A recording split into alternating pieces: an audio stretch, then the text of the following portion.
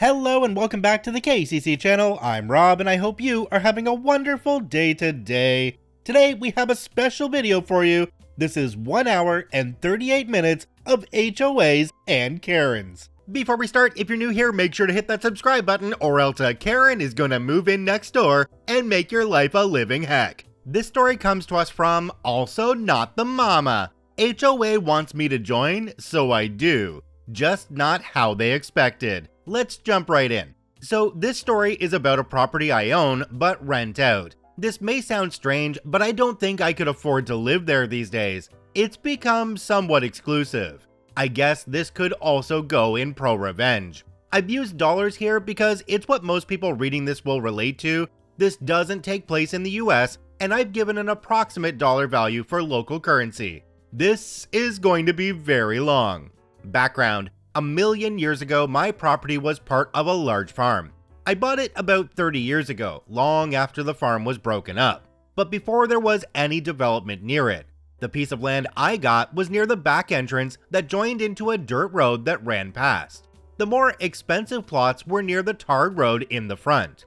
I originally bought a large chunk of the land intending to do some farming, but that never happened. About 20 years ago, some of the owners got organized, we'll call them the organized owners, and had the area designated as a municipal suburb. The municipality agreed to put in tarred roads, water, and electricity if a certain percentage of the properties were developed. A construction company linked to the organized owners went around contacting the owners who had land but no buildings, offering to build houses for us at very reasonable prices, contingent on them getting a certain minimum amount of people signing up. While this was happening, one of the organized owners approached me and offered to buy half of my property. I agreed, and the money I got for the sale, which was about 4 times what I'd paid for the entire chunk of land 10 years prior, combined with a small loan from the bank, gave me what I needed to pay for a house to be built. And it was a fairly large and nice house too. I stayed in the house for a few years, and my mom moved in with me. I had decided to subdivide the property again and build her a house next to mine. But unfortunately, an undiagnosed tumor took her before the house could even be started. Well, it was diagnosed, but too late to do anything. Soon after she died, we moved out of the house and started renting it out. About a few weeks before we moved out, the organized owner I'd sold the land to started talking about starting an HOA.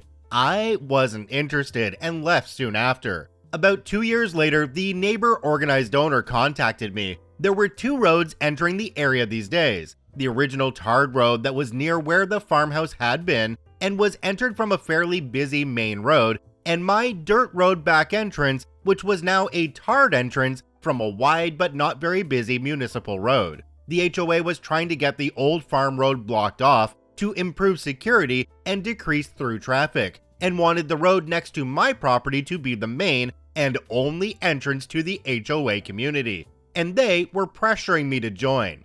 I said no and was adamant, and eventually they accepted that, but told me they wanted to have a sign near the road welcoming people to the neighborhood, and the only practical place to put it was on the edge of my property. They also wanted to build a little guard hut and have a security guard permanently monitoring who went in and came out, and they wanted to build his shed on my property. We came to an agreement whereby they would mow the lawn and pay the equivalent of about $35 per month in exchange for the land they needed.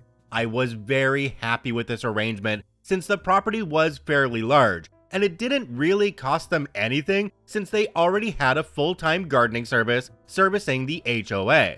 This all happened over a decade ago. They eventually got the other main road blocked off, and the HOA is paying for the rent-a-cop to be permanently stationed close to my property, as well as mowing my lawn and paying me enough money for takeaways for the family each month. I'm occasionally contacted by members of the HOA to get me to sign up, but I'm really not interested. My property has been rented to the same tenant for all these years, and everything there is going well for me, until about 3 years ago, when someone scared the crap out of my tenant's young daughter by making strange noises and shooting a pew-pew close to her bedroom window 3 or 4 times over about a month. This scared my tenant, and I guess it scared the HOA, because they and my tenant contacted me with a proposal. I join the HOA and they give me exclusions from the HOA rules, including exclusions from paying the monthly fees. In addition, they will build a wall around the entire HOA neighborhood, including electric fencing and security cameras. They told me they had wanted to do this for a while, but were unwilling to build the wall on property that was not in the HOA. I couldn't see the downside, and so agreed. The dishonest dealings. It took a little over a year to build the wall and get everything completed, which is quite fast. And then a month to the day after everything was done, my tenant got an HOA warning about his dogs barking. He told the HOA that while the property was in the HOA, it was exempt from the rules. The HOA told him that they had canceled the exemptions and that he had 30 days to comply. He contacted me and I opened some mail I'd gotten from the HOA. I'd ignored it since I was supposed to be exempt from the rules and fees. Man, did I get a surprise. They had retroactively canceled the exemptions and were claiming 1. That I pay late fees going back over a year, 2. That the easement agreement had been canceled and that they were retroactively canceling it a year back because the HOA contract allowed them to use small unused portions of HOA members' land for the common good for free. 3. That I refund them the money they had paid for the easement over that period. 4. That I owed them money for the garden service mowing the large lawn. And 5. That I would be fined for each infraction my tenant failed to remedy. This started an expensive process involving lawyers and the court system that ended with a judge telling me that what the HOA had done was mostly legal. They had the right to revoke the exemptions, but that they had to give me 30 days notice. As I was walking to my car, the neighborhood organized owner, the one who bought half my land so many years ago, told me that I was stupid to have refused to join when the HOA started, as I could have been a founding member, whatever that means, and that next time I should be sure to understand the documents I sign before signing them. The malicious compliance. Neighbor organized owner was right. I should have read the contract better. Also, I was interested in what it meant to be a founding member. Spoiler, nothing. And so when I got home, I grabbed the HOA contract I'd signed, as well as all the other documentation they had provided me with, and started reading. I was determined to break every rule I could find a loophole to break. I didn't get past the first page. While the street address of the property is used to identify it for all practical purposes, in the city records, it has a unique property number that has to be used on legal records. When my mom moved in, I'd subdivided the remaining property, but hadn't yet started building on it. And when I gave the HOA the easement all those years ago, it had been on the property I'd sliced off for my mom. And when the HOA set up the contract, they had simply used the property number from the easement.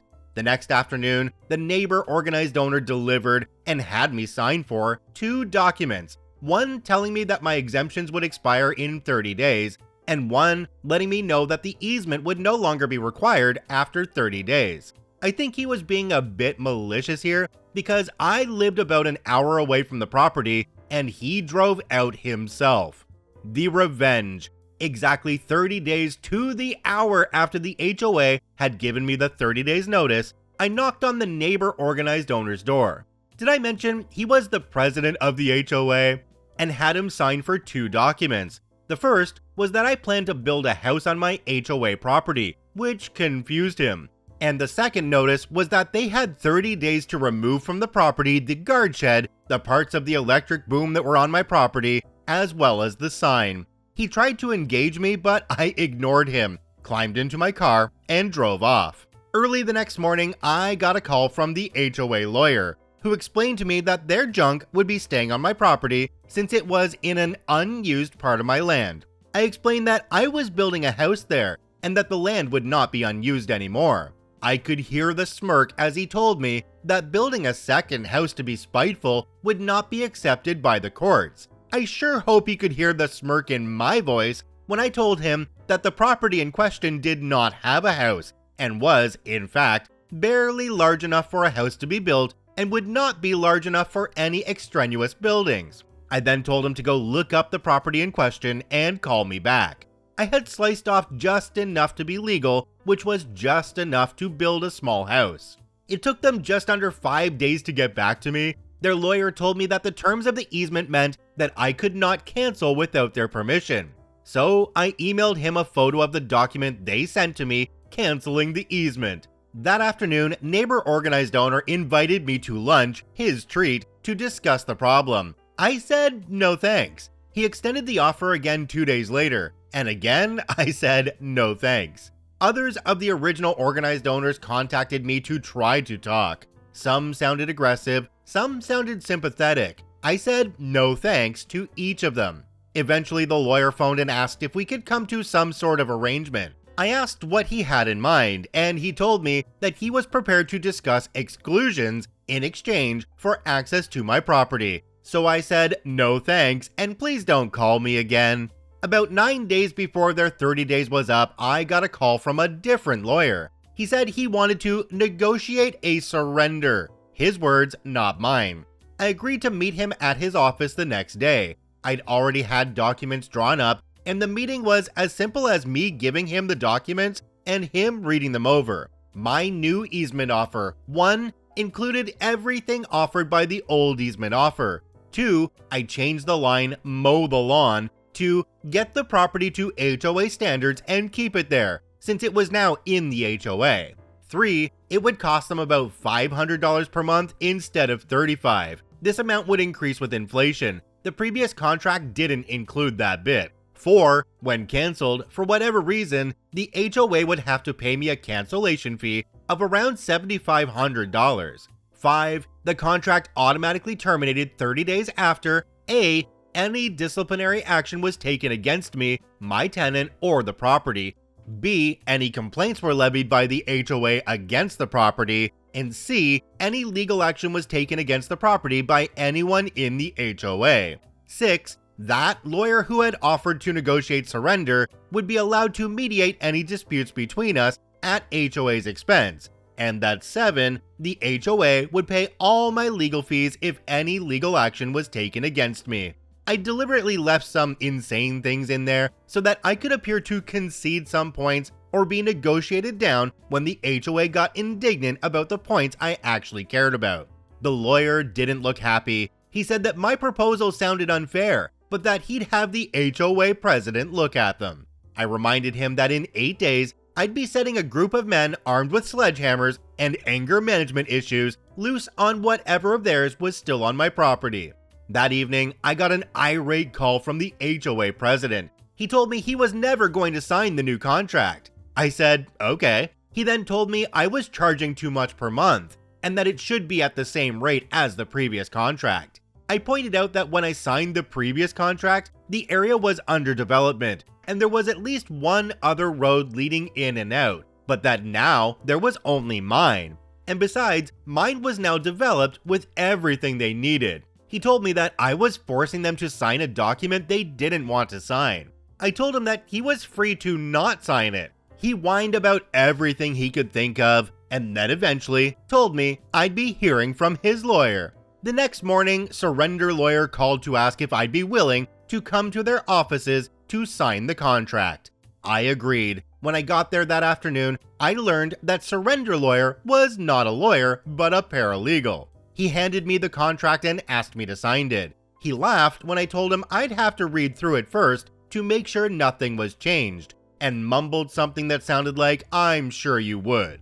I read the contract, nothing had been changed, not a single thing, and the HOA president had signed it, with the surrender paralegal signing as witness. I looked at him and said, "Why did he sign this? It was stupid to sign it." And the paralegal looked at me and said, I started telling him that signing it would be a bad decision, but he told me I wasn't being paid to think or give legal advice, and to shut up. So I shut up. I said, "Do you understand what he signed here?" He looks at me and nods. He said, "I asked him if I should have one of the lawyers look at it before giving it to you, and he told me that we had already billed enough for this, and that he'd sign it and sue me after their easement was safe." This happened about a year and a half ago. It took 6 months for the HOA to find out how screwed they were. They wanted to sue me, but their lawyers explained to them that there was no way to win.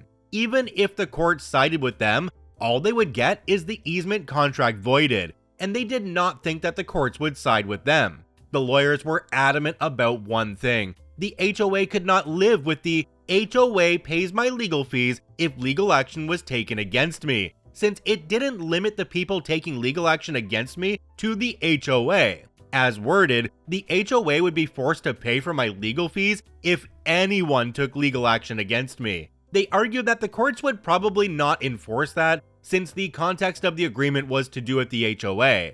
And I told them I was prepared to find out, since the HOA would definitely be the ones taking action against me if they challenged it. I eventually signed an addendum to the contract that said that the neighbor organizing owner, HOA president, would personally pay all my legal fees unless he held no position at all in the HOA, and that the HOA would pay all legal fees if the HOA took legal action against me.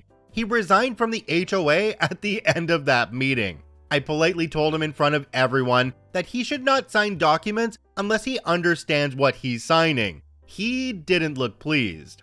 It came out during the mediation. You cannot imagine how happy the lawyers were that their paralegal was mediating.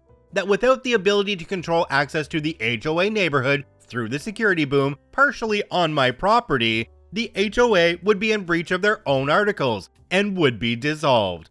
I also learned, should have been obvious to me, that all the security cameras were wired and all terminate in the guardhouse and guard shed. So basically, it was my way or the end of the HOA. That first mediation was really quite funny. My paralegal looked more like a little glum as we assembled, and he called everyone to order. I suspected that he had been told to work against me, so I took the initiative. I reminded everyone there that I had agreed to let paralegal mediate, but that I had agreed to no arbitration at all. If I didn't feel like the proceedings were fair, I'd leave, and they could go ahead and sue. Paralegal brightened up and things actually went quite well. I'm writing this after getting home from the latest mediation. I built a paddling pool for the neighborhood dogs. As in, I made it myself. I dug a hole, packed it with stone, and added a concrete finish. It was my first attempt, and if I say so myself, it looked, well, terrible. The HOA called for a mediation meeting. What they do now instead of taking official action, I've declined their mediation requests in the past, in which they told me, as nicely as they could, that the paddling pool was an eyesore right at the entrance to the HOA. I asked them to create a list of what needed to be fixed and how it needed to be fixed to give to me at the next meeting. The list was extensive. It basically required the pool to be rebuilt from scratch. I asked them if there was any way to reduce costs on the work they needed to get it up to HOA standards, and they assured me there was not. I thanked them, pulled out a copy of the agreement where they had agreed to get the property to HOA standards, which I'd highlighted, and handed it to them with the list. I told them the HOA usually preferred if these things were dealt with within 30 days. They started arguing until the mediator reminded them that they could not force me to comply without causing the easement to end. I should mention that their lawyers usually no longer attend these things. They said they would get it done. I also learned a lot about neighbor organizing owner today. 1, I found out that neighbor organizing owner sold his property about 3 months back and is apparently leaving the country for Australia. 2, I found out that the HOA had successfully sued him for a crapload of money they had lost to his mismanagement as part of his vendetta against me. 3, I also learned that he had a vendetta against me. I have no idea what I did to upset him. I'm not sure if I will screw with the HOA anymore. I already think I'm so close to breaking them. The only thing stopping them from canceling the contract is the massive financial loss if they do. I guess a lot depends on how they treat me and my tenants going forward. Also, I do like the monthly payments though, so I'm motivated to play nice. Jumping down to the comment section, there's one from a user called LaserPop. It says, "It's kind of insane that for all the headache and lawyer's fees and BS, they'll do anything to avoid paying $7,500. They'll pay $500 a month to avoid a one-time payment of $7,500. WTF?" OP responded to this one and said, "The $7,500 is if the contract is canceled. but they need the contract because they need access to the land, and the contract gives them that access. If they did something to cancel the contract, they would need to pay $7,500, but would then also need to negotiate a new agreement with me, and the terms would be far less favorable and have a worse penalty. So what OP's really saying here is that they have the HOA by the dangly bits. I think the best line in this story is where OP says, "I have no idea what I did to upset him," in reference to the organizing owner who lived next door, who also happened to be the president of the HOA. But OP, I think we know what you did to get on their bad side. You were a holdout. You weren't part of the HOA. And they didn't like that from the beginning because they knew they had nothing over you. This HOA story was cross-posted in Malicious Compliance, Pro Revenge, Nuclear Revenge, and FHOA, and it really fits in each one of those. OP, this is one of my favorite stories that I've ever read on KCC. You have a way with words, and I really appreciate that you shared your story with us. This story comes to us from Zerbo. One fire department's humble fight against an HOA. Just throwing out this story because I know you folks will get a kick out of it. While I am fortunate enough not to live in a neighborhood with an HOA, I'm a firefighter for a suburban district that is chock full of them. Big ones, small ones, old ones, brand new ones, HOAs effing everywhere. For the most part, they aren't a hassle. They gate off their private roads, but as long as they put a sensor on it or a padlock that uses our standard department key, it's not an issue.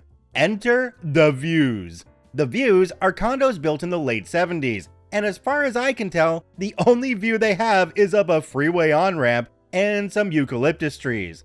The Views were built along a narrow road that starts and ends off of the main road, making one big loop about a quarter-mile long with a couple cul-de-sacs branching off.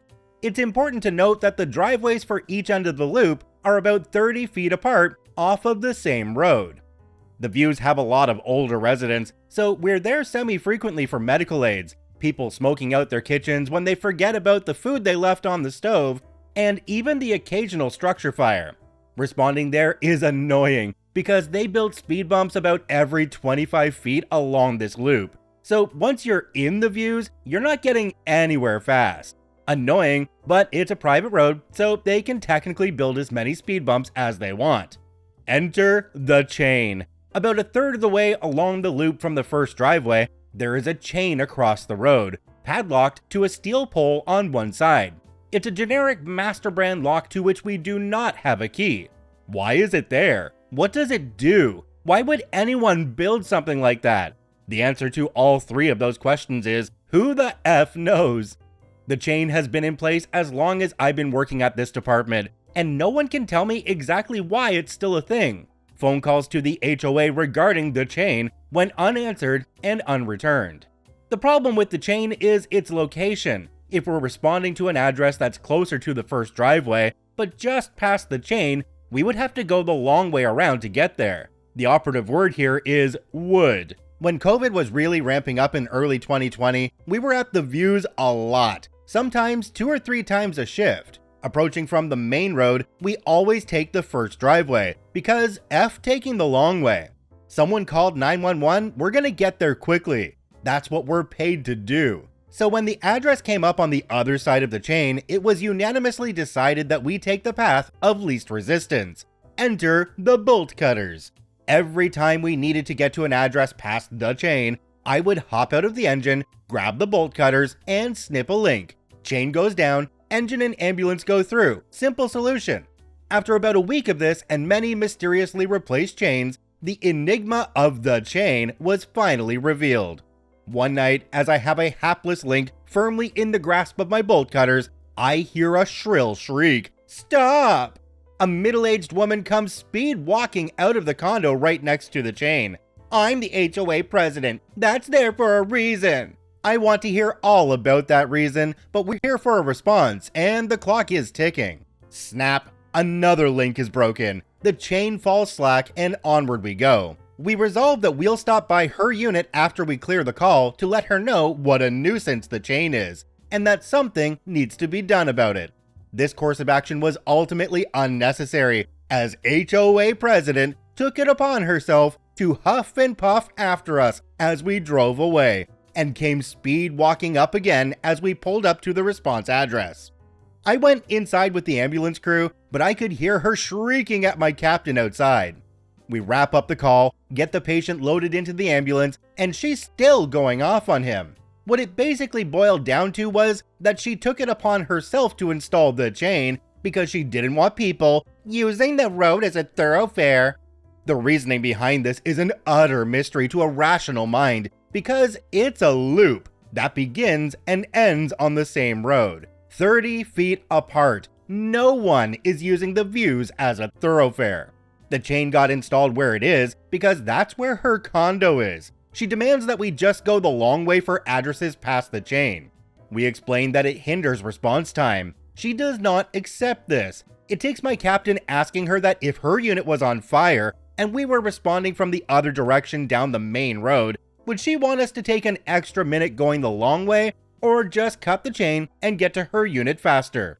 She acquiesces that she had not considered this, but also refuses to do anything about the chain. War it is then. Every opportunity we got, we cut that effing chain. Never maliciously, only out of necessity. But it was necessary to the point where it was getting comical.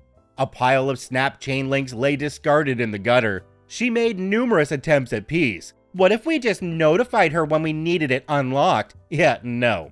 What if we just cut a link on one end instead of down the middle? Sorry, middle is faster. What if she gave us a key to the lock? Sorry, but if it's not the department-issued lock, we're not going to take the time to dig through the key box. One day, as I hopped out to gleefully cut the chain as always, something was different. Zip ties. Tired of buying new chains, or perhaps the chain fund had dried up, the HOA president had resorted to zip tying the chain back together where we had cut it. She even attached a tag saying, "Fire department, cut zip tie only." After consulting with my captain, we decided upon the most prudent course of action. I didn't have a pair of scissors on me, but I sure as crap had a pair of bolt cutters. Snap, dead center in one of the remaining lengths of chain.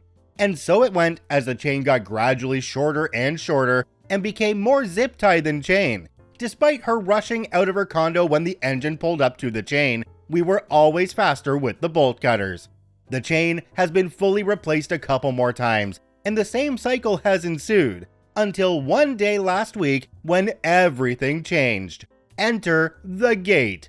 As we responded to the views, we pulled up to the chain. I already had the bolt cutters out and ready to go, only to be greeted with a most unexpected surprise.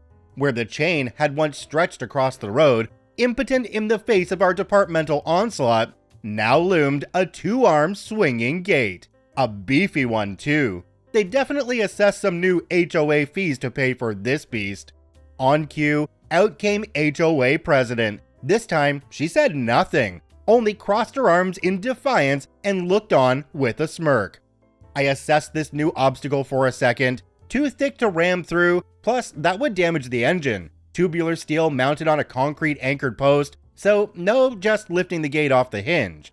"Looks like you'll be taking the long way from now on," she said, clearly having played out this exact scenario in her head countless times since having the gate installed. And she would have been right, except the arms of the gate were secured by a length of chain wrapped around and padlocked. I looked straight at the HOA president as I lined up the bolt cutters on a chain link and the padlock shackle. Snap! I have never seen someone visibly deflate the way that HOA president did at that moment. I pushed the gate open and the engine drove through. As I climbed back into the engine, I heard her call out, "At least close it behind you." I probably don't need to tell you that I left that bitch wide open. The icing on this cake is that we sent out a fire marshal to check it out. While the chain technically met the definition for impeding emergency vehicle access, we let it slide due to it being so easily bypassed. The gate, however, was a massive violation of county codes. Despite being a private road, the number of residents along the loop in the views stipulated that any gate shall be automatically opening and have an emergency vehicle sensor. The gate fits neither of those criteria, so boom, 30 days notice to remove that crap or face massive fines from the county for impeding emergency vehicle access. So, in summary, we waged a years-long battle against one HOA president's desperate grasp to control a problem that never existed in the first place. And if that doesn't capture HOAs in a nutshell, I don't know what does. Jumping down to the comment section on this one, there's one from a user called Firestorm V1. It says, "The only way this could have been better is if the jaws of life were used to render the gate into scrap. Or a body saw." Bravo. Another commenter down below named Thomas Cameron said, "First off, thank you for serving your community. There is no greater sign of love than taking care of folks. Tip of the hat, sir." Second off, am I going to hell for giggling like an idiot when I read the end of this? I literally chortled out loud. This is so perfect. I completely agree with the first commenter. I think a hot saw should have been used, and that gate should have been taken down completely for impeding access and making it take longer to render aid to people who need it. We're talking about lives here. We're talking about property here. But HOA Karen gets to put up a gate just because she doesn't want people driving by her place? How does that work? I think we're just gonna say it here. If you're at odds with the fire department, there's a 99.9% chance that you're a douchebag, and you're wrong. This story comes to us from VladVlad666. HOA wants a war. I live in a rural area on a family farm. The farm next to ours was sold to a developer who built a bunch of mini mansions that have an HOA. Now, the mini mansions back up to my family farm. I get letters every week from the HOA complaining about the tractor sitting in the field at the front of my property, where it can be seen from the street. We're working that field, and the tractor is necessary. I've had them complain about my barns, outbuildings, the sound of the large tractor when I'm seeding, and once have my grandfather saw some people he didn't recognize checking out the barn, went out with his double barrel 12 gauge to see what they were up to. They were HOA inspectors who declared their right to inspect the building to make sure it met HOA rules. My grandfather is not politically correct, and I was pleased he restrained himself from using buckshot to register his opinion of the trespassers. And yes, our property is fenced and posted. I was informed by the HOA that they were going to fine me $1,000 a day until the offending striations and machinery were removed. I informed them that I and my property are not part of the HOA, and if their inspectors set foot on my property again, I would have them arrested or let my grandfather loose with his double barrel. They went nuts and called the county sheriff's office. Having lived here for generations, I know the sheriff. He came out and asked me what was going on, and I told him. He also visited the HOA and heard their demands that he take immediate action to protect their inspectors. They were less than happy when he informed them that since my property is posted and fenced, I was well within my rights to not allow them on my land. Also, because of our livestock, a 12 gauge is not unreasonable because of predators. He also informed them that as I am not a member of the HOA, I have no requirement to allow them on my land, and if he gets another call, he will arrest the inspectors for criminal trespass. I have since been sent a letter from the HOA's lawyer telling to cease and desist all operations until they get the court date, because they are suing me for damaging the value of their property. I forwarded it to my lawyer who, after he got done laughing, was amazed. First, because a court has to issue a cease and desist order, and secondly, we've been here farming for 4 generations. I have spoken with the HOA board and told them to leave us alone, or we'll be more than happy to play our lawyer is better than their lawyer. I was informed that the developer of the property assured them I'd be selling my land for development to an organization like his. That has since resolved into the ether. They were more than a little surprised when I told them that we're currently training the 5th generation to take over, and we have no intention of selling our farm, period. Seems the developer left them with the impression that I was selling my property to be developed like my neighbors had been, only to make his money and run. God have mercy on overzealous HOAs. Jumping down to the comment section on this one, there's one from a user called the Jersey Guy. It says, "You need to start raising pigs immediately. This will definitely get their undivided attention and respect. Then, when you offer to have them purchase your hog farming operation for a good price, They will pay and then shut up if they are even half-wits. But I bet they're not. Yeah, pig farm, that's the way to go. Have fun with it. Another user down below named Techie Guy James says, no, chickens. A chicken farm is the way to go. When the wind gets just right, you can smell them from 3 miles away. And it is pungent. That's the one animal smell you can't get over. Wait a minute, so what I'm getting out of this one is we need a pig-chicken hybrid, because something that could supply me with bacon and eggs on the daily? I need that. Yeah, I don't understand this one because I would really rather look out my window at a nicely kept farm where people are making a living and just doing their thing rather than onto the next door McMansion that has a bunch of Karens and Kevins in it. I mean, come on. This story comes to us from Cthulhu. HOA got entire subdivision banned from pizza delivery. Disclaimer, I did not live in this HOA, but I did live down the street. Okay, so we're gonna set the Wayback Machine to circa 2000 on this one. Gas is cheap, cell phones were small, and my Ford Escort got amazing gas mileage. As the now ex-wife and I were struggling with our bills, she decided that the easiest thing for her was for me to get a second job, to try to catch up and then get something into savings. Having seen the sign in the window of the local pizza shop, which was named after a popular game played with small rectangular pieces, that was advertising $12 to $16 an hour for drivers, that was a lie, she badgered me into applying. Fast forward a couple of months, and I have settled into my mind-numbing routine of working 60 to 70 hours a week at 2 jobs.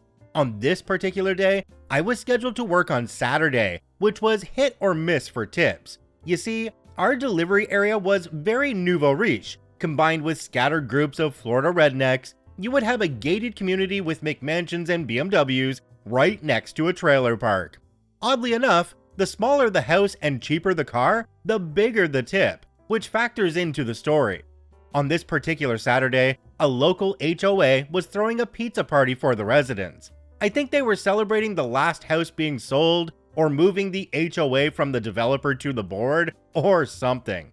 Anyway, they ordered a ton of pizza. So much so that the manager had scheduled extra kitchen staff and had them show up an hour early just for this one order.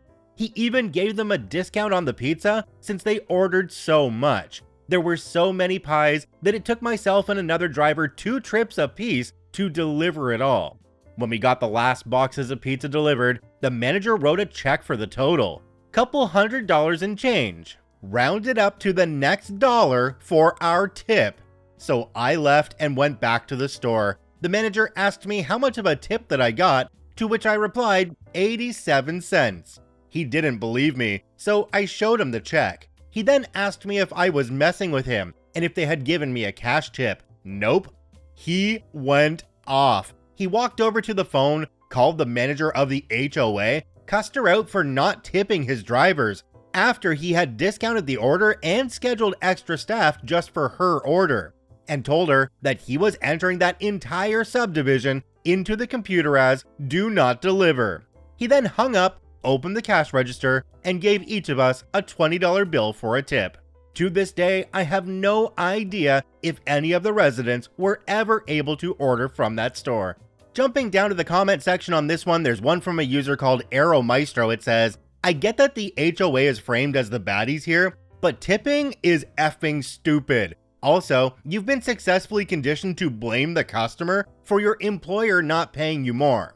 If you and your manager were expecting more money, why give a discount? Wouldn't it just be simpler to charge a flat rate and not get mad at someone for not paying you the extra money neither of you agreed upon? F mandatory tipping. I think the one thing this brings to light is that North American tipping culture is really effing weird. I still think that the boss in this story is a bit of a butthole though, because tips aren't guaranteed, they're not required, but they are recommended. Now, don't get me wrong, I tip all my delivery drivers and I tip them quite well, but I'm not required to. So in this case, I think the boss took things a little bit too far, because you can't cut off a whole neighborhood because of something the HOA did without tipping. I mean, okay, quietly in the store, sure. Give your employees some money out of the till, that's a nice thing for you to do because you're not paying them enough in the first place. So yes, you are the one that should be making up for that tip.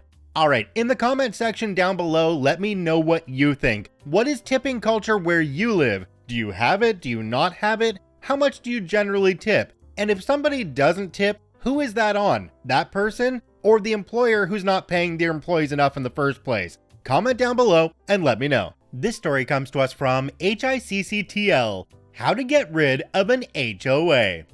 A good friend of mine has about 4 years ago inherited the house of his grandparents. He decided to live there for the time being till he has decided what to do with the house. He grew up in it, so he did not really want to sell it. Not even a week after he moved in, he got a visit from a neighborhood committee. They said they are the 3 board members of the HOA and are here so he can sign his membership papers. They were extremely nosy and rude. For example, one tried to get into the garage without so much as asking. When he stopped him and asked him where he wanted to go, he had the audacity to say, "I need to check your garage. If everything there is in order, I have a right to do this bi-weekly, and denying me access is an offense that will cost a fine." He then had enough of their audacity and kicked them out of the house. While doing so, one of the board members shoved some papers into his face and told him he needed to sign this right now. He would live there a week already, and these papers had to be signed before moving in. Once they were gone, he took a look at the papers. They were effing ridiculous and gave the HOA rights that were simply un-effing real. They had, for example, a right to visit your home bi-weekly and check things like that you do not use the garage for storage, don't have gasoline in containers in your garage, same goes for gas. You had to mow your lawn every week, snow had to be shoveled every 2 hours when it snowed, starting at 5 o'clock in the morning. You could not park more than 1 car on your grounds except inside the garage, and a ton of other BS. A few days later, they came back and asked him why he did not sign the papers yet. They also wanted to check the garage again. This time, he would not even let them in and told them he would never become a member of their stupid club. To them, that meant war. Within a week, they had sent him fines north of $1,000. Some of them were for denying them access to his home, each worth $250. My friend simply did not take them serious and used their stupid letters to help fire his grill.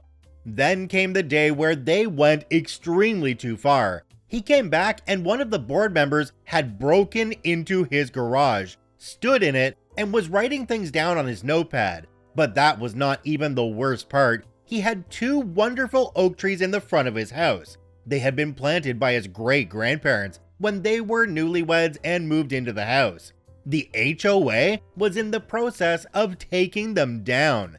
They had called a professional crew for this. One was already so damaged, basically all twigs were already down, it was just a stump that was left.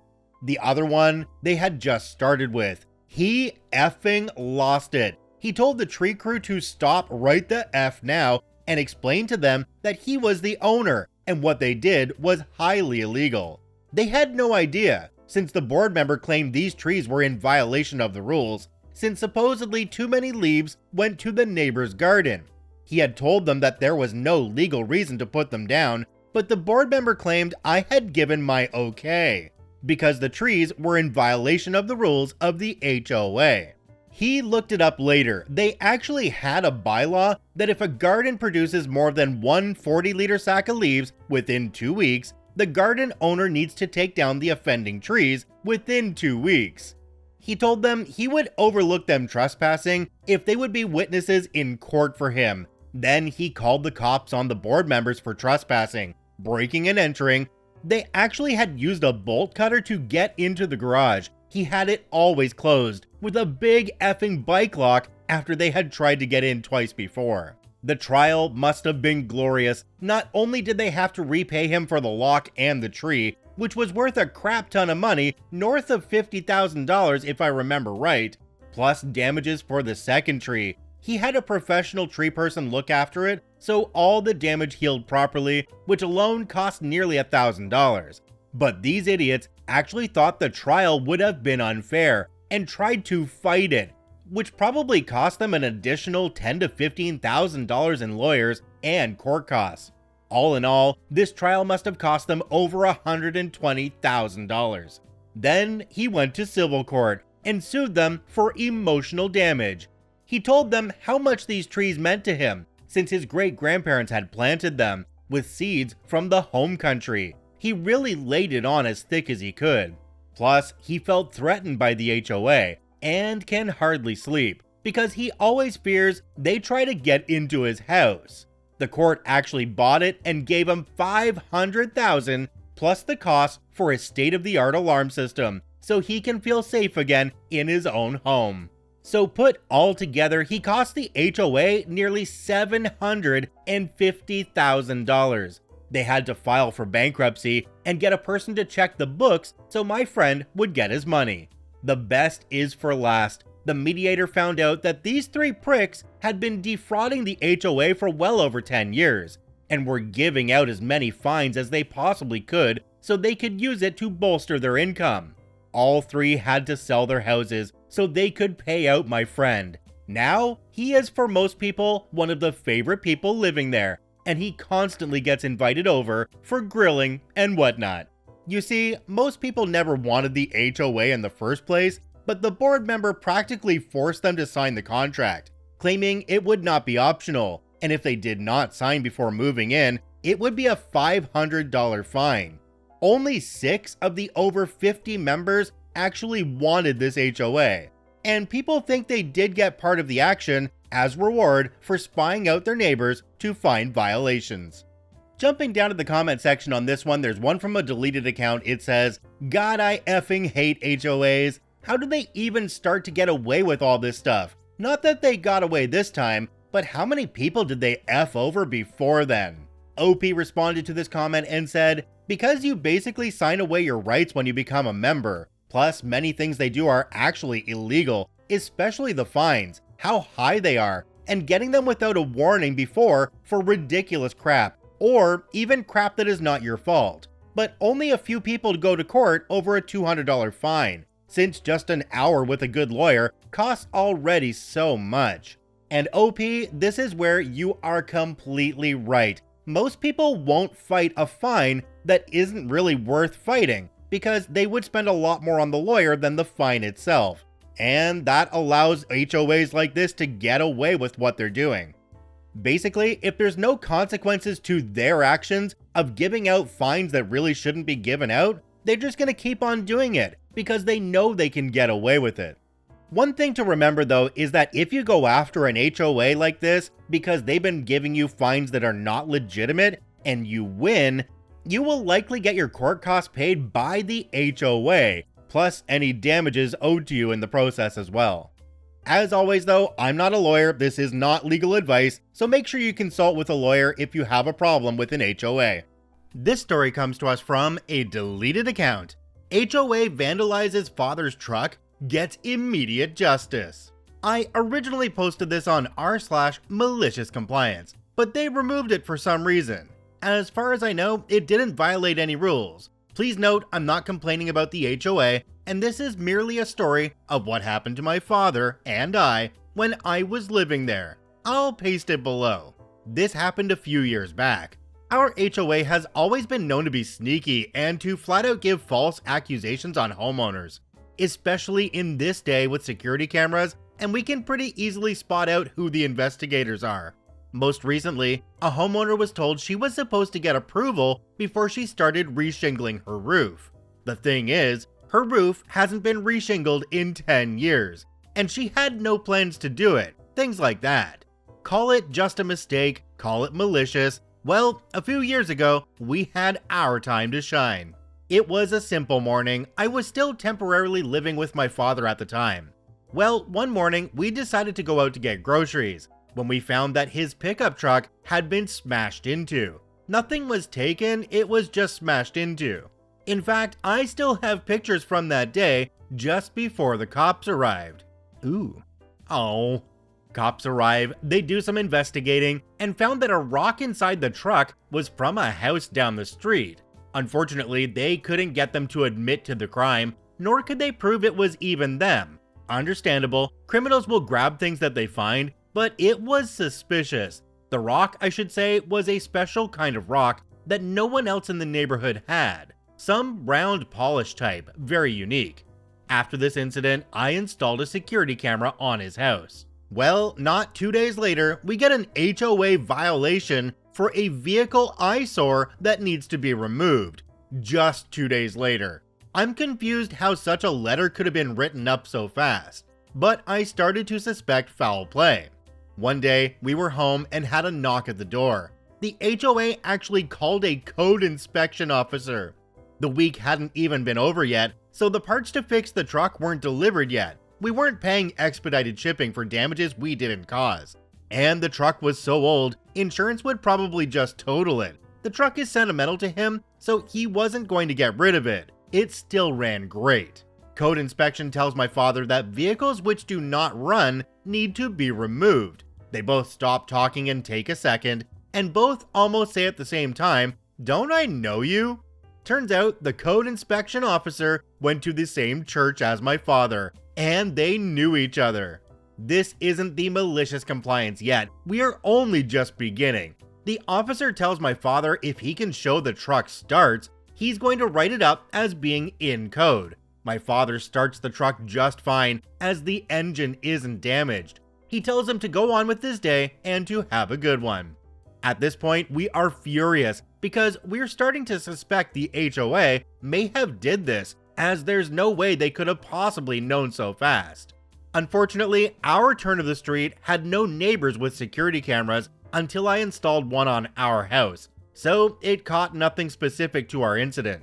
Down the street, these people supposedly broke into a car as well, but the camera on their house was unable to see anything. Darn. Here's where the fun begins. Fast forward a couple months after nothing happened, I decided to install a new dash cam in my car. I found a good one that uses very little power off the battery and can activate if there's any bumps to the car, even if the car is off. It just needs to be wired straight to the battery for this. It's a thinkware. A few days later, we got a violation notice for our mailbox being crooked. It wasn't crooked much, but I do remember it recently having an angle. Odd, I could just fix it, but my car was aiming straight at the mailbox. I'm thinking, no, this couldn't be possible. It only records if there's a bump. I take out the memory card, and apparently I either didn't configure it correctly, but it was recording the whole time. It never went into sleep mode. I watched as the investigator walks up to the mailbox and pushes it crooked, then writes down on his tablet his findings and takes a picture for records. I'm appalled at what I see. I have the proof I needed. Now for the malicious compliance, they wanted us to come to the board meeting and present what is going on at our address. We haven't told them yet that we had the pictures, but to summarize real fast how our HOA works, the board hires an outside company to do the grunt work. Let's call it Bentree Management. We go to the meeting and sit down. Bentree Management is the one in control of our account, and I swear to you she looked like a Karen, so the name fits her. As time goes by in the meeting, we get to discuss what is happening at our house. We present the timelines and tell them about the truck being smashed, and just 2 days later, we get a letter. We ask what dates the investigator was out for that time. Karen refuses to answer it. She argues ignorantly that we should keep better care of our stuff, as if it was our fault. Then comes the mailbox incident. We tell her that we have reasons to believe that the investigator is the one that is causing damages to our property and is harassing us. Karen denies this and says that is impossible, and that she knows him personally. "Oh, is that so?" I ask. She says, "Yes, why?"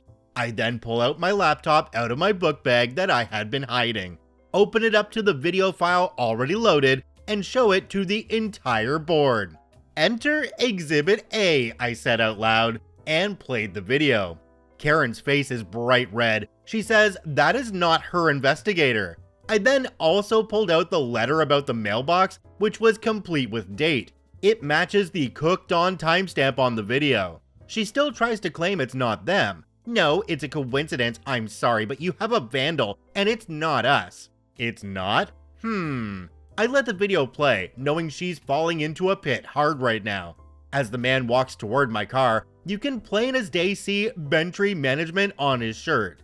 She's no longer red now, she's white as a ghost.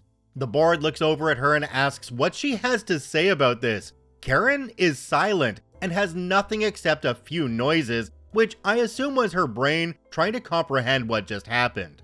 I then proceed to bring up a previous case, which I happen to remember before we left for the meeting, where we had a grass violation beside our house. Now, this area they were claiming was actually not visible from the sidewalk due to the house shape. I asked point blank, has at any time your investigators walked on our property illegally trespassing? Knowing as per their rules, they aren't allowed to do that. Karen is visibly shaking now and mutters out, "No, of course not," with her head down, unable to maintain eye contact with me. She probably feels that I have more evidence, but unfortunately, I didn't. So I ask again. She asks, why? Our neighbor, whom are lawyers, literally next door to us where the side of this wall was, stands up and says, "Actually, that's not true. I have witnessed one of your investigators go between our houses and poke around the trash bins." Bingo! I didn't even realize she had this information. I couldn't have asked for more better timing. Karen at this point just starts arguing with our neighbors about no proof. The board proceeds to apologize for the incident, and they're going to discuss what is going to happen in the future about this. At that point, the meeting is over. A month passes and we get a letter that a new person will be in charge for Bentry Management and new investigators. She was fired that night. Since she was fired, my father tells me we only get the occasional blip of errors, but they correct it immediately and don't bother us really anymore. Jumping down to the comment section on this one, we have one from Wilda Beastest. It says, "Correct me if I'm wrong, but tampering with a mailbox in any way is a federal crime. Should have also contacted your local postal inspector. It put a stop to my HOA from going through my mail real effing quick."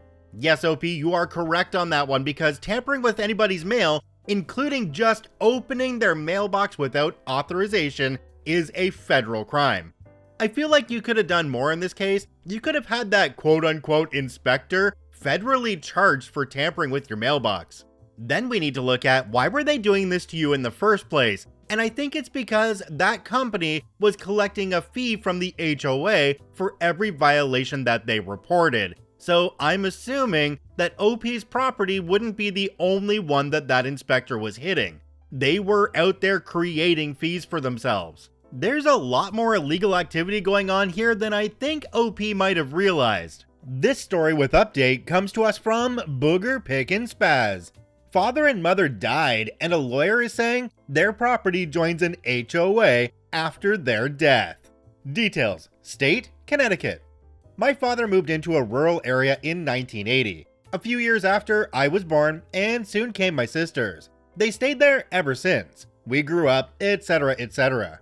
Dad died in 2012, and Mom died in December 2018. My sister moved away in 2002 to get married, kids, etc., and doesn't want to be involved in the affairs, since I am the eldest son, and she lives 3/4 of the way across the country. Over the years, the area was developed and is now more of a suburb. Either way, I take possession of the house through the wills, affairs of the estate, etc. Basic total control, nothing to worry about. I get a letter in the mail in February that my parents agreed after their death to sell the house through the trust to the HOA, and the property would be up for sale. I find no such documentation, and my demand to the lawyer, which is a legit licensed lawyer, is going unanswered to provide the written documentation. I've left a few messages with the admin there, but I am not putting any effort into it if they are not going to respond. I am not one for sentimental value, and I really am not attached to the house. So if they want it, the price is going to be dictated by me, not them. I live a couple towns away, and I have no interest in moving in. My house is bigger, or even thinking about keeping it. 1, my dad was getting senile and might have agreed to something. 2, my mom is a pushover and might have agreed to something. 3, if it isn't in writing, does it mean it is useless? 4, what if they do come after for the sale? Should I just ask for top dollar and or fight it, making it a non-HOA house in an ocean of HOA property? OP added an edit onto the original post here. It says, edit, after receiving my green slip back and leaving multiple voicemails, I finally got a letter in the mail, but it was basically saying it was a verbal agreement. Not going to fly. Good luck. I am sending a letter today demanding an in-face meeting on the property with the lawyer, the HOA members, or I will be asking the Board of Zoning to change it so I can install a wastewater treatment facility. Jumping down to the comment section on this one, there's one from a user called Karate Chop 97. It says, yeah, I mean, I'm no lawyer, but if it isn't in writing, good luck to the HOA. That being said, it sounds like you want to sell it anyway, so yeah, of course, ask for top dollar for it. OP responded to this and said, yeah, I scoured the paper my dad left behind. He was detailed in paperwork for the house and paid it off in 1995. After that, all he ever did was pay the town taxes yearly. That was it. If not, I will doze it and turn it into my own private park or something if no one approaches. The house is in terrible disrepair to the point of wanting to put up a lightning rod and attach it to the frame of the house. Karate Chop 97 responded to this again and said, man, that's often the case with houses of the elderly. They stop doing anything to maintain, let alone improve the property once they hit a certain age. OP replied to this one and said, yeah, it sucks. My dad taught me how to maintain things, but in 2010, when things started going downhill, a lot of things stopped getting fixed. He also didn't have any money either, so a combo of issues basically caused it to fall apart. Yeah, totally right on this one. Unfortunately, when people get older and they're not able to maintain themselves, sometimes things fall into disrepair. Not having the money to make the repairs is also a big issue too, because you can't hire somebody to come in and do it. It does kind of make me wonder though why OP didn't come in and help repair some things in the house if they only lived a couple of towns away, but we don't know their situation, so I guess we can't speculate there. Let's jump right into the update. Alright, this update from the same OP, Booger Pick and Spaz, is titled Update, Father and Mother Died and a Lawyer is Saying Their Property Joins an HOA After Their Death. So, after receiving a certified letter at the end of April from the HOA's attorney, he basically ignored me about the verbal agreement details. I contacted my corporate attorney, who I've known for nearly 2 decades, and he's got a Connecticut bar license, so he'll help if I need him to. After not hearing from their attorney for over a couple weeks, leaving calls and messages with his admin, I realized that I was not going to get what I wanted, which was literally to talk to the guy and get the HOA's documentation. So one last college try at the end of April and nothing still. I got crap to do, and all I got now is a slab and some overgrown lawn, which with the coming of spring and the constant rain is turning into a mud pit. I live 2 towns over and I don't have time for this. On May 3rd, I sent a notice to the surrounding houses that construction was to begin on a new sewage treatment plant and to contact the HOA board for more information, knowing it would take USPS a day or 2. Brought the dozer back on a flatbed and planted it in the driveway where you couldn't miss it. 8 a.m. on Tuesday the next week, got a call from an HOA representative wanting to argue with me in regards to this new plant, and so forth about property rights, ownership, etc. Not going to lie, choice words and yelling ensued, ending with, if your gosh darn lawyer would call me back, we wouldn't be having this discussion. Good luck with the smell. Keep in mind, nothing filed with the town, no real desire to create a sewage treatment plant, but if you want to ignore me, good luck. About 45 minutes later, I get a call on my cell from an attorney, and I swear to God, I was talking to a hostage instead of a lawyer. I told him I will see him at my parents' address at 3 p.m. and we'll finish this deal one way or another, and bring a laptop. Wanted to argue about not officially meeting in an office, blah blah, and I hung up. That was on May the 7th. I knew full well why I chose to send the letter on the 3rd, that because on Wednesday coming up, the HOA board has its monthly meeting. So I wanted it on the agenda. For about an hour, calls would come in from the attorney's admin wanting to change it to his offices, wanted to work this out by mail, etc. Nope, 3 p.m. on site. Called my attorney. He was luckily out of court by 11 and would come down. Had lunch with him and headed back to the property. Grabbed a couple of lawn chairs, a folding table from my house, and my attorney brought a laptop and a printer. If you know my attorney, I've known him for decades, and he is a no BS, let's get it done, no mercy kind of guy, right from law school. Went from corporate IP to family law and dabbles in real estate. Good guy to know. 255 rolls around and they show up. The lawyer and 2 board members. One who looks like he should move to God's waiting room, and the other a mid-50s kind of guy who's probably an orthodontist. We all make introductions and sit, and I say, this is how this is going to go. You want this property and I want to sell. I'm tired of the games and the non-responsiveness.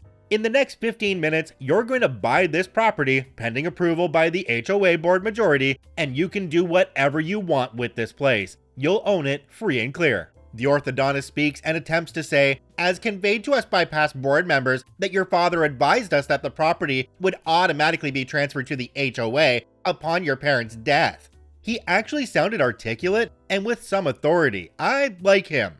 What documents do you have to support that?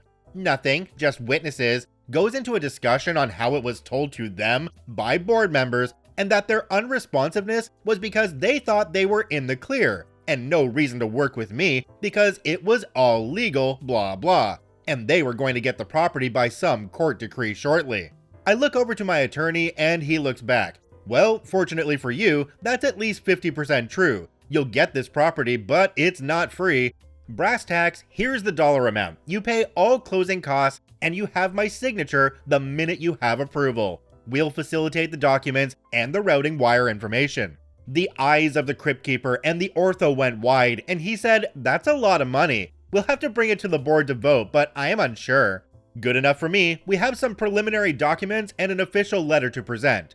Looked over at my attorney and was printing the documents away on the table. The lawyer says, well, it'll take up to 30 days and the bank check will take as long for an entity of this type if this is approved. My attorney says the best thing I heard in a long time. Love you, Mark. We have e-file capability with 3-day turnaround filing to the state, towns, and wire transfers take no more than 15 minutes, unless the feds are backed up. There's no title issue, no liens, no environmental or waste removal issues. It's yours to enjoy as you see fit.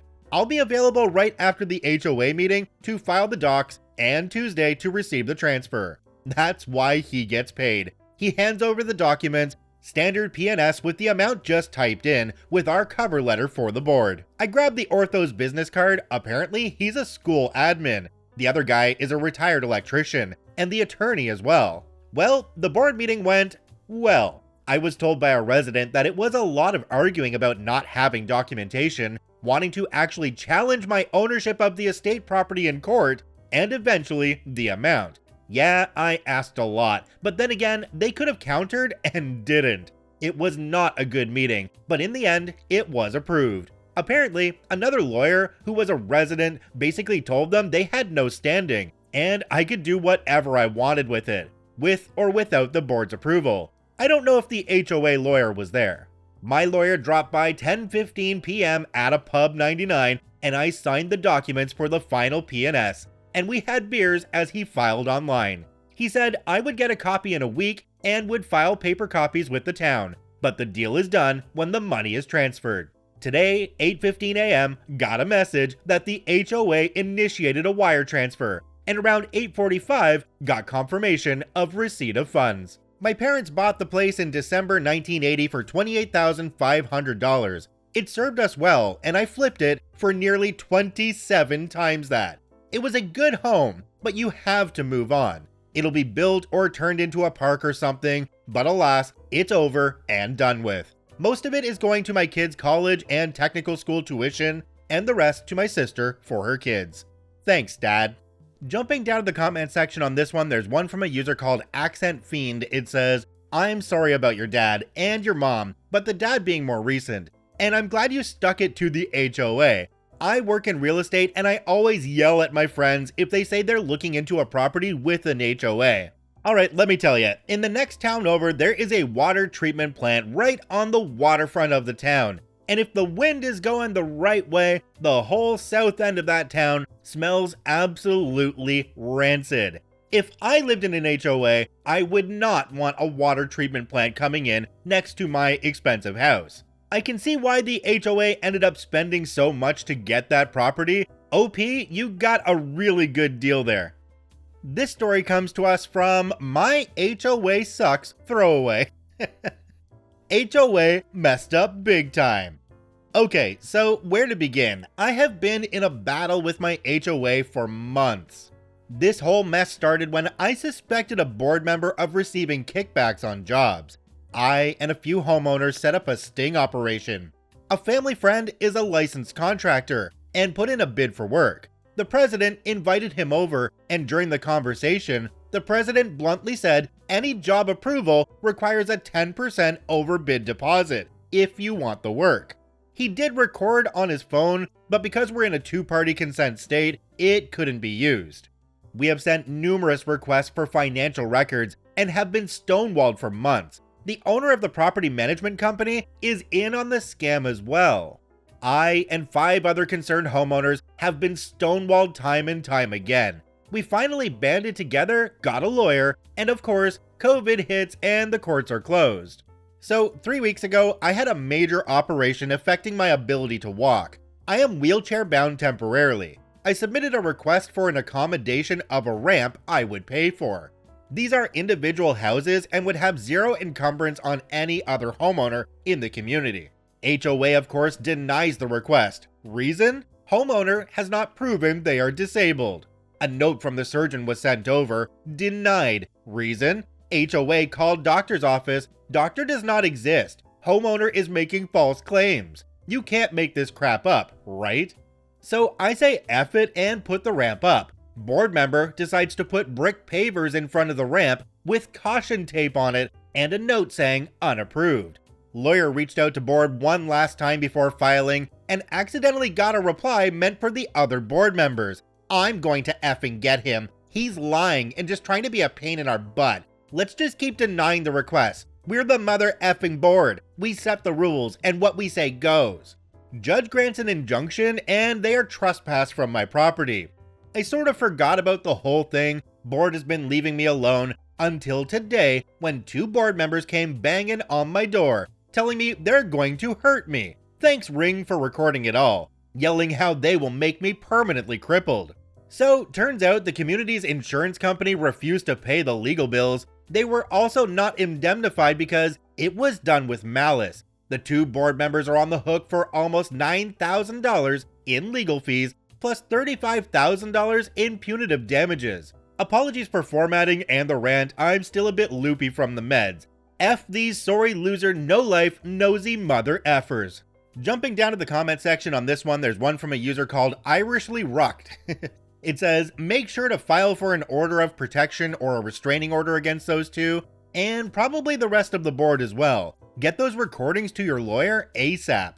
Another comment down below from a deleted user says, you can use that recording. There is no presumption of privacy in a public area. They were in a public area. I would have your attorney present that to the judge. I would also slap liens on their properties to compel them to pay. If they don't, your attorney can get a writ for possession and you can sell their homes. Yes, I fight effing street dirty. You can also publish all of this crap and send copies to each and every homeowner. It really seems to me that OP hasn't taken this one anywhere near far enough. Those people should have had criminal charges for the threats they made, not just have to pay out a little bit of money. We're talking jail time here. You don't get away with telling people you're gonna hurt them. This HOA sounds like they're just out to get people because this ramp was only a temporary accommodation. And they could probably clearly see that OP was in a wheelchair. I think some people just have too much time on their hands and the highlight to their day is just causing crap for other people. Sad, really. This story comes to us from JMoney6. I got my justice today.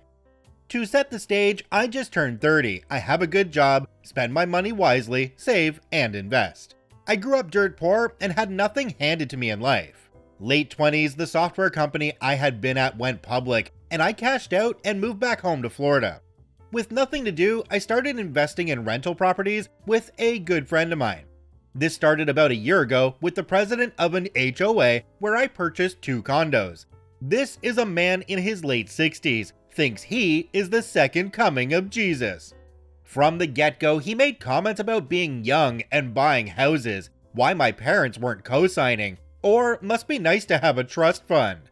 Both properties had existing tenants, one still there, one left. My business model has been to completely remodel every property between tenants to get maximum rental income.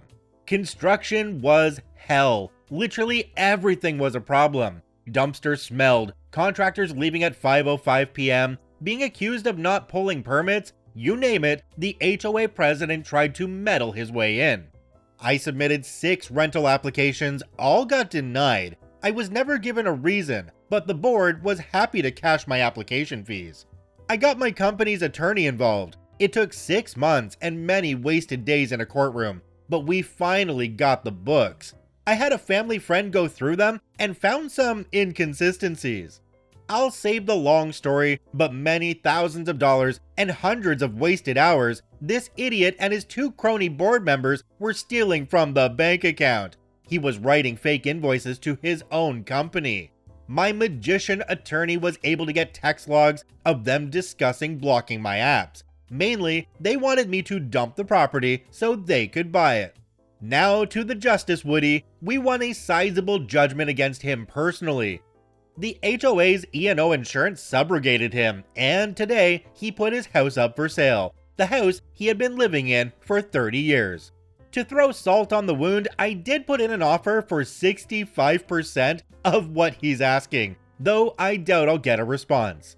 The best part? We offered to settle for a fraction months ago. We were even willing to include a non-disclosure. The idiot told us to pound sand at every turn. So, Mr. HOA President, F you, I won. The stupid trust fund baby won, and you lost. Sorry for the rant, none of my friends or family cares about it, and all told me to just walk away. I figured you all may enjoy it. Jumping down to the comment section on this one, there's one from a user called Dr. Peter Griffin Esquire. It says, now get all the neighbors to start contacting the DA and insist that he be charged criminally for embezzlement. You have him dead to rights, it sounds like. That's a pretty darn serious felony. OP responded to this comment and said he is making restitution to the HOA and paying a fine. He pled guilty to something in a plea agreement. It all happened behind closed doors. OP, things like that can happen behind closed doors, and that's all good and well, but that's a story that your local media would probably love to hear. This guy's name needs to be all over the local news so that people know just how bad they are and that they don't rent or buy from them in the future. This story comes to us from Mo Panic. I sued my HOA and won. Let's jump right in. There seem to be a lot of posts about wanting to take legal action against an HOA, but very few actually do it. So I thought I would share my story. This is not legal advice. I've been in my HOA for 15 mostly drama-free years, until a few years ago when the HOA changed management companies. The new one decided that they were going to be more proactive on enforcement of violations. Not that things were going downhill, they were not. Everyone's home has basically doubled in value over the last few years. They are well maintained, nice, newer homes in a desirable area. The new PMC, Property Management Company, got the board to adopt new rules and regulations and new bylaws. The board has essentially been controlled by one old lady for about 10 years. I'll call her Karen. Karen has never liked me and about 6 other families in the neighborhood, and we suspected all along that she would use the new rules to target those she didn't like, which is exactly what happened. Sometime later that year, we started getting violation notices via email for stupid crap. One was for a package left on the porch, one was for a bag of mulch left out. No fines yet, but that came soon enough. Around the same time, we decided to paint our house. Part of the process to have the color approved is you have to paint a 3-foot square on the front so the ARC can look at it. They rejected it, so we painted another one, resubmitted it, and waited, and waited, and waited. They never approved or denied the second color, so we waited the 30-day clock to run out, after which you can assume approval. Then the fines started. With no warning, we got an email stating that we had been fined for having mismatched paint. Yes, they were fining us for painting the squares that they require in order to approve a color. We were also fined for having Christmas lights in the summer. There have never been Christmas lights on our house. This was likely an address mix-up. We complained on the HOA's website, but were banned immediately. So far, this was all done via email, but to appeal a fine, you have to send a certified letter to the PMC, which we did, but in the meantime, we spoke to a lawyer who specializes in HOA law. He reviewed our DCCR and all other docs and gave us this advice for the appeal. Just politely say that you do not think that the board has authority to issue fines. That's it. Don't get into anything further. That's exactly what we did, and the board was gobsmacked at our gall to question their omnipotence and our non-participation in their appeal. They upheld the fines as expected, which made our lawyer very happy. We also learned that someone else had been fined for having too many cars, and someone else got a mowing fine that was intended for their neighbor. This PMC was completely incompetent. Add a fair dose of malice from Karen and indifference from the other board members, and you have a recipe for a cluster F. What we knew, but apparently they didn't, is that HOAs in Texas do not have a statutory authority to levy fines. That power must be granted in the restrictive covenants, and ours did no such thing. There is also a law, CH 209 of the Texas Property Code, which, among other things, states that before fines can be issued, the HOA must send a certified letter to the owner, giving them an opportunity to cure the violation. They hadn't. 209 also states that all board meetings must be open to all owners, and any meetings where rules, regulations, or bylaws are going to be discussed must be noticed to all homeowners. They didn't do any of that. The HOA was 1. Levying fines with zero authority to do so. 2. Ignoring state law that dictates how HOAs must issue fines if they have the authority. 3. Adopting rules and regulations in secret meetings in violation of state law. 4. Changing bylaws in secret meetings in violation of state law. We had them dead to rights and everyone knew it. Texas also has a law that grants attorney's fees to the prevailing party in a suit about violations of restrictive covenants. This usually benefits the HOA, but can work both ways. Our fantastic attorney wrote a devastating but absolutely beautiful complaint. It was pure poetry, and I should have it framed. It was served on the board and the PMC. I don't know what went on behind the scenes, but I imagine it was pure panic once they spoke to a lawyer who told them they were totally effed. A few weeks later, we heard that Karen and a couple other board members had decided that they were just too busy to continue serving on the board and sadly had to step down. There was an election, and now the board is controlled by the very people who had been targeted by their BS fines. The HOA lawyer asked to settle. We asked for 1. Refund all fines, late fees, and penalties ever issued to anyone over a violation plus interest. 2. The PMC can no longer have anything to do with violations. They can only do administrative things. 3. Revoke all actions taken by the board in the last 4 years. 4. Add a term limit that prevents Karen from running again for 10 years. It doesn't name her, but is worded so that it only applies to her. 5. And of course, pay all of our legal fees. We could have gone further, but at this point, the bad board members had fled the scene, so we would just be inconveniencing people who had been on our side all along. This was an epic smackdown of an HOA Karen who, because no one ever questioned her authority, had gotten way out over her skis, and it felt really good to see her smug butt crash and burn. But a few words of caution are needed. If the HOA had decided to fight, there is a 50-50 chance that we would have lost at the district court level. This is because in Texas, judges are elected and the HOA lobby is a huge contributor. Many district court judges will grant summary judgment against any homeowner regardless of the facts. We eventually would have won on appeal, but we had to be prepared to go the distance and pay up to $20,000 or more out of pocket, knowing that eventually we would get it back. And no, HOA lawyers do not work on contingency, and they are expensive AF. Another word of caution for anyone considering legal action: make sure that you have a lawyer who specializes in HOA law, not real estate law, not your cousin's college roommate who just passed the bar. The deck is stacked against the homeowner, and even with a slam dunk case, it could be ruinously expensive if the HOA decides to go the distance just to F you over. You are spending your own money to fight. The HOA is also spending your money and that of your neighbors and their insurance company to fight back.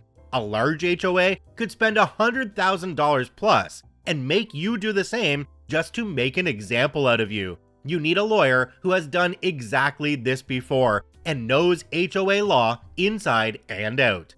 At the end of the day, you have to weigh the cost and benefit of a lawsuit just like anything else. In my case, it was worth it because we don't plan to move, and this was the only way guaranteed to stop the BS and get the HOA back on the rails.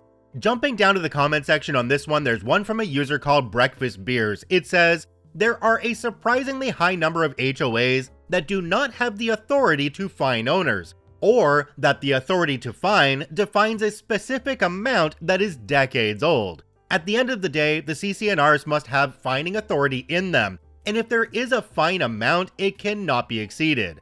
Our HOA was one of them until we got our CC&Rs amended. I'm surprised this doesn't happen more often. OP responded to this comment and said, that's true in Texas, but some states, such as Florida, have fining authority granted by state statute. In Texas, fining authority is only granted to condo associations by statute. The gist of these two comments is that you need to read your CC&Rs if you're in an HOA and know them inside out, because even if you're not having a problem right now, if you have one in the future and know your CC&Rs, well, it's only going to benefit you. This is the same thing I mentioned in yesterday's video basically, where we said that if you're renting, you should know the Landlord-Tenant Act completely inside out to save your butt in the future. A little bit of knowledge goes a long way, and if you can use that knowledge against your HOA, well, they might just back down, because if they realize they're going up against somebody who's informed, they might realize they don't have a leg to stand on. This story comes to us from Correct Campaign 3707. HOA next door tries to enforce their rules on me? Try again, fool. Let's jump right in. I purchased my house in 2015, not even a thought of an HOA in the village. At the time, my neighbors were the cemetery to the west, 5 acres of woodland to the north, neighbor's house 200 feet away to the east, and south frontage onto a secondary highway, with land dropping off on the far side. Ideal location for compromising hub's mentality of middle of nowhere, anti-social stance, and my wanting at least neighbors within screaming distance. Fast forward to 2021, land parcel to the north sold to some numbered company. Then, the one neighbor we had listed his house for sale. As discovered after the fact, Mark sincerely apologized when he realized what happened. The same company bought his house and land in early 2022. They raised his house and outbuildings and applied for rezoning. So far, nothing concerns me. Well, they started subdividing the land for lots, applied to have road allowances and water services, no wastewater service available, cause rural village. This means, to those not familiar, that they have to allow square footage on the lots for a septic system, which for a 2-bedroom, 2-bath house is minimum 750 square feet, with a specific setback from the adjacent property lines.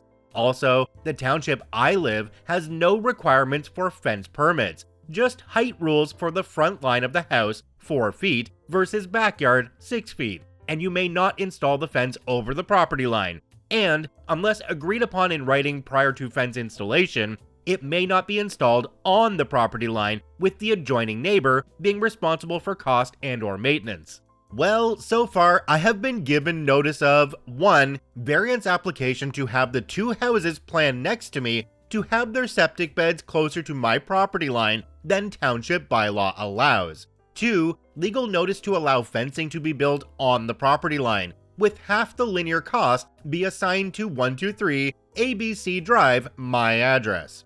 3. Notice from the developer's lawyers that I, as an adjacent property, will be required to abide by their neighborhood aesthetic requirements, which comes down to rules on house, garbage, outbuilding colors, vehicles allowed on property, and colors of flowers allowed in publicly visible flower beds, Red, white, and blue only. Excuse me?